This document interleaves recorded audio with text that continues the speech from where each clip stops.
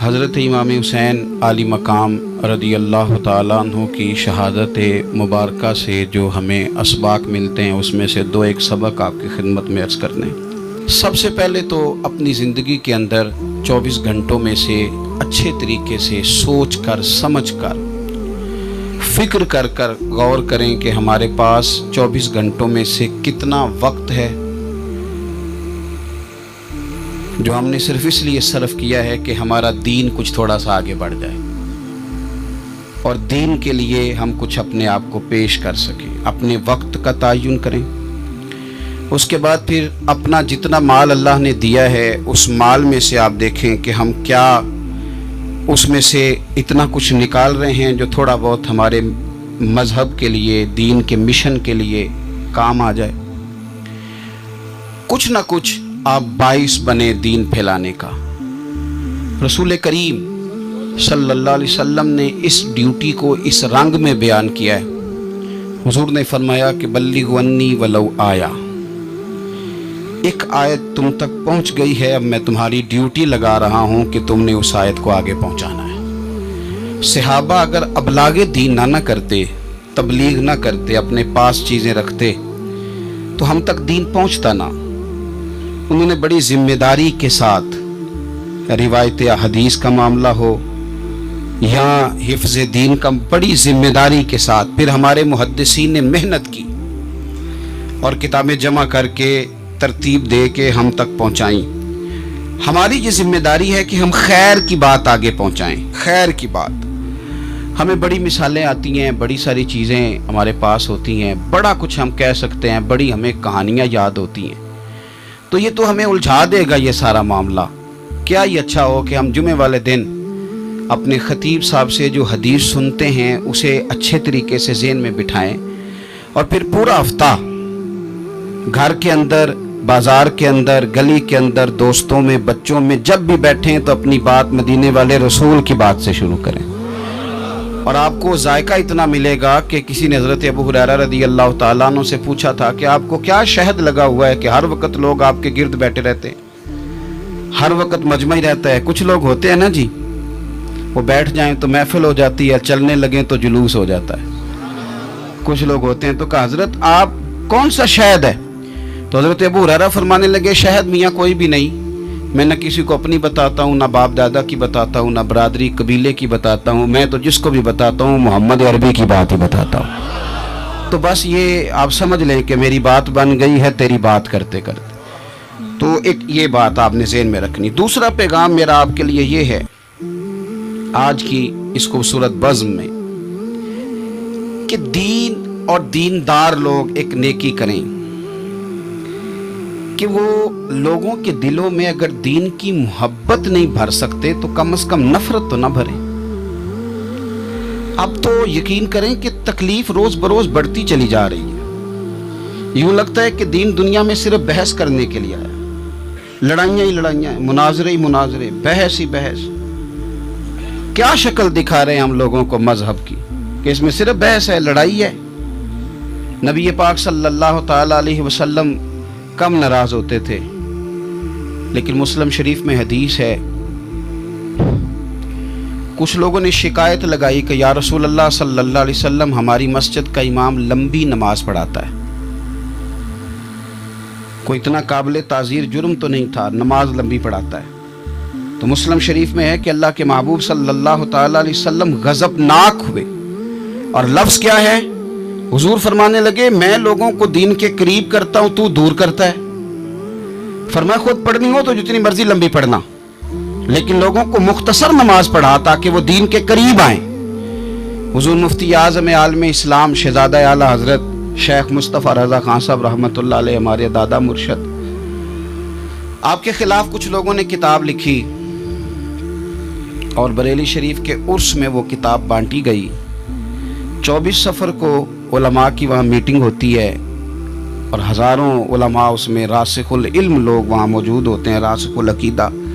حضور مفتی اعظم نے وہ کتاب سامنے رکھی اور کتاب سامنے رکھ کے علماء سے کہا کہ یہ شرعی اعتراض ہے مجھ پر اور یہ اس کا جواب ہے، یہ شرعی اعتراض ہے، یہ اس کا جواب ہے، یہ شرعی اعتراض ہے، یہ اس کا جواب۔ جو شرعی اعتراض تھے ان کے جوابات دے دیے۔ فرمایا کچھ انہوں نے نا اخلاقی اعتراضات کیے ہیں تو میں کسی کی ذات پر اتر کر بات نہیں کرنا چاہتا۔ کچھ انہوں نے ذاتی اعتراضات کیے ہیں، اور جو مہذب قومیں ہوتی ہیں وہ کسی شخص کی شخصیت پر اتر کر، نیچے اتر کر بات نہیں کرتی۔ تو یہ شرعی اعتراضات تھے، یہ جواب ہے۔ تو علماء نے پوچھا کہ حضرت یہ کتاب کب چھپے گی؟ تو آپ فرمانے لگی چھپے گی کوئی نہیں ہے۔ کہ حضور نے آپ کے خلاف لکھا ہے تو آپ کہتے ہیں چھپے گی نہیں، آپ کو بھی تو چھاپنی چاہیے۔ تو آپ فرمانے لگے یار جی انہوں نے لکھا ہے تو کچھ بندے نا اس کتاب کی وجہ سے مجھ سے کٹ کے ان سے جڑ گئے، تو اب جب ان کا ذہن مجھ سے کٹا ہے، کسی اور کی طرف جڑا ہے، تو اب میں جواب لکھوں گا تو وہاں سے بھی کٹ جائیں گے، تو پھر منتشر ہو جائے گا ان کا ذہن، ہو سکتا ہے کسی گمراہی کی جانب چلے جائیں۔ تو چلو میری ایک ذات ہدف تنقید بنی ہے تو کوئی حرج نہیں، میں نہیں چاہتا کہ میری وجہ سے کچھ لوگوں کا ذہنی نقصان ہو، میں لوگوں کو مصطفیٰ کے دین کا پیار دینا چاہتا ہوں، دین سے بیزار نہیں کرنا چاہتا۔ مہربانی فرمائیں، میں نے جمعے میں بھی یوں دونوں ہاتھ باندھ کے کہا تھا تقریر کرنے والوں، نقابت کرنے والوں بس کرو۔ آپ اپنی تقریر چمکانے کے لیے قوم کو تقسیم کر دیتے ہو۔ حق کی بات کے اظہار کا معنی لڑائی تو نہیں ہوتا۔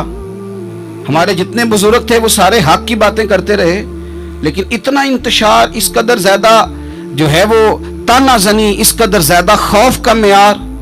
اور میں نے جمعے میں بھی کہا تھا، پھر کہتا ہوں، اس زمانے میں جتنا کو زیادہ شرارتی ہوتا ہے اتنا زیادہ وہ طاقتور ہوتا ہے۔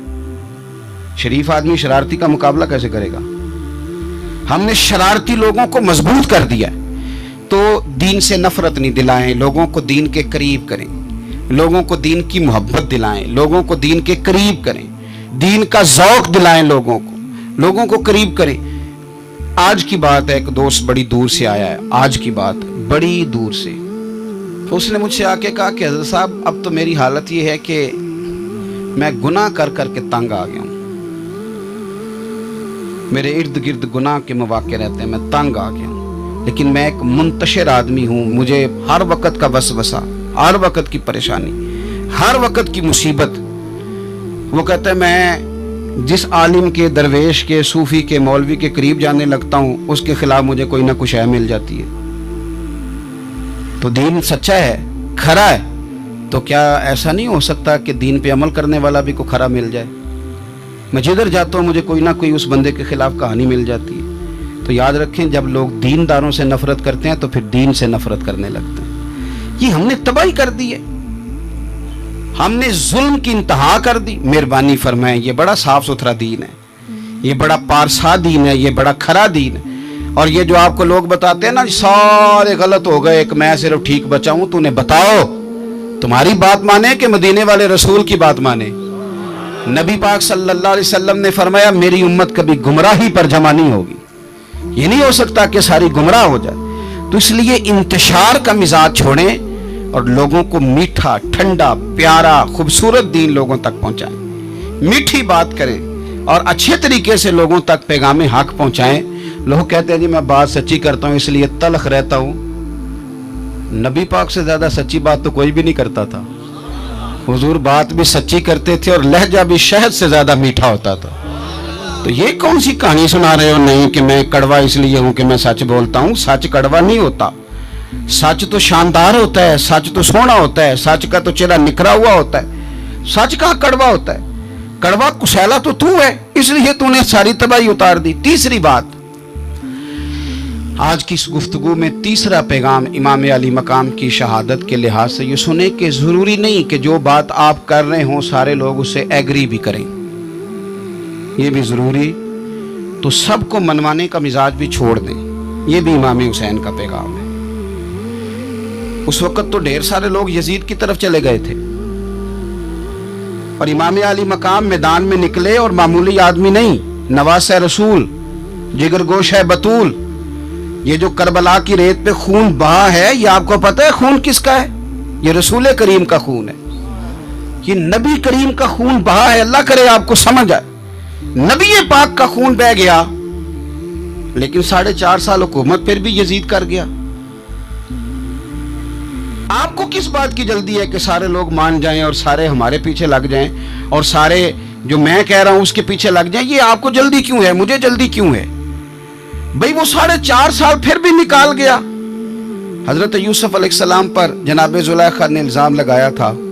حضرت یوسف سچے تھے، پر پورے مصر میں اس نے بات بھی پھیلا دی۔ 12 سال جیل میں بھی رہے، تھے تو سچے نا، لیکن اس سچ کو نکھرتے 12 سال لگ گئے۔ لیکن رب کریم نے فرمایا یوسف سچے ہو، پر 12 سال پھر بھی جیل میں رہنا پڑے گا، سچے بھی ہو کھرے بھی ہو، پر 12 سال جیل میں رہے۔ پر عرش کے مالک نے فرمایا پہلے آپ مصر کے قیدی تھے، اب آپ کا سچ نکھر گیا ہے تو مصر کا حکمران بنا دیا جائے گا۔ چوتھی بات یہ سنیں اور اچھے طریقے سے، ہمارے ہاں نا ہماری محفل رہ گئی ہے، تنہائی ختم ہو گئی ہے۔ تھوڑا تنہائی میں رہنا بھی شروع کریں۔ تنہائی میں کس طرح رہنا ہے؟ مصلی کے ساتھ، عبادت کے ساتھ، درد کے ساتھ، سوز کے ساتھ، یعنی ذوق کے ساتھ۔ کوئی نعت چلا لیں آپ، اور آپ ہوں، کلام ہو اور مدینے والے رسول کی یاد ہو۔ بے آباد نہ رکھیں، اپنے دل کو آباد رکھیں۔ یہ تھوڑی بہت مل کے عبادت ہے تو کر لیں، ورنہ اکیلے بھی ہم پلاننگ ہی کرتے رہتے ہیں، دوستوں میں بھی سازشی کرتے رہتے ہیں۔ دفع کریں، سیاستیں ہوتی رہتی ہیں، یہ کب جان چھوڑتی ہیں، لیکن کچھ نہ کچھ وقت مصلی کو ضرور دیں۔ 9-10 محرم کی درمیانی رات عمر بن سعد امام علی مقام کے خیمے میں آیا اور آ کے کہنے لگا حسین باتیں 2 ہی ہیں، اب یزید اور عبید اللہ ابن زیاد اور دیگر کوئی اور بات سننے کو تیار نہیں ہوتے، 2 ہی باتیں ہیں، یا آپ کو بیعت کرنی ہے یا جنگ کرنی ہے۔ تو امام علی مقام فرمانے لگے کہ مجھے 1 رات کی مہلت دے دو، 1 رات کی مہلت، سویرے بتاؤں گا کیا کرنا ہے۔ 9-10 کی درمیانی رات عمر بن سعد نے کہا ٹھیک ہے، میں سویرے آ جاؤں گا۔ تو عمر بن سعد خیمے سے باہر نکلا تو حضرت عباس بن علی، حضرت عباس رضی اللہ تعالیٰ عنہ حاضر بارگاہ ہوئے تو امام علی مقام سے عرض کرنے لگے بھائی جان مجھے پتہ ہے سویرے آپ نے کیا فیصلہ کرنا ہے، اور آپ کو بھی پتہ ہے سویرے کیا فیصلہ کرنا ہے۔ تو یہ بد باطن قسم کے لوگ ہیں، یہ سوچیں گے پتہ نہیں حسین کمزور پڑ گیا، تو ابھی بتانا تھا کہ ہم نے بیعت نہیں کرنی، آپ نے رات مہلت کیوں مانگی؟ یہ پتہ نہیں رات کیا کیا بدگمانیاں سوچیں گے۔ فیصلہ تو سویرے بھی وہی ہونا ہے اور اب بھی وہی ہونا ہے کہ ہم یزید کی بیعت کرنے کو تیار نہیں ہیں، تو آپ یہ بھی بات کر دیتے۔ تو امام حسین فرمانے لگے عباس تیرا کیا خیال ہے؟ میں نے سوچنے کے لیے ٹائم لیا ہے۔ تیرا کیا خیال ہے کہ میں نے کوئی نئے راہ تلاش کرنی ہے؟ کوئی مجھے اور کسی فوج کے پہنچ جانے کی امید ہے؟ کہا نہیں، مجھے کچھ بھی نہیں کرنا، نہ کچھ سوچنا ہے، فیصلہ بھی وہی ہے جس کا تجھے پتہ ہے، لیکن بھائی یہ آخری رات بچی ہے، کل حسین دنیا سے جائے گا، آخری رات بچی ہے، دل کرتا ہے کہ آج کی رات نہ میں رج رج کے اپنے رب کو سجدے کروں، میں جی بھر کے اس کی عبادت کروں، یہ پیشانی اس کے حضور ناز جھکے۔ او یار حسین ابن علی تو ایک رات باقاعدہ بچائیں کہ میں نے اللہ کے حضور حاضری دینی ہے، اور تو ساری راتیں ضائع کر دیتا ہے۔ تو تنہائی میں کچھ نہ کچھ عبادت کریں۔ میں اللہ کے حضور دعا کرتا ہوں کہ اللہ تعالیٰ میدان کربلا کی ہواؤں کا صدقہ، اللہ تعالیٰ حسین ابن علی کے خون کا صدقہ ہماری زندگی پردہ پوشی والی کرے اور موت ایمان والی کرے، اور اللہ تعالیٰ ہمیں ہر فتنے سے محفوظ رکھے اور ہماری اولادوں کو بھی حضور کی اولاد کا وفادار رکھے۔ آخر دعوانا الحمدللہ۔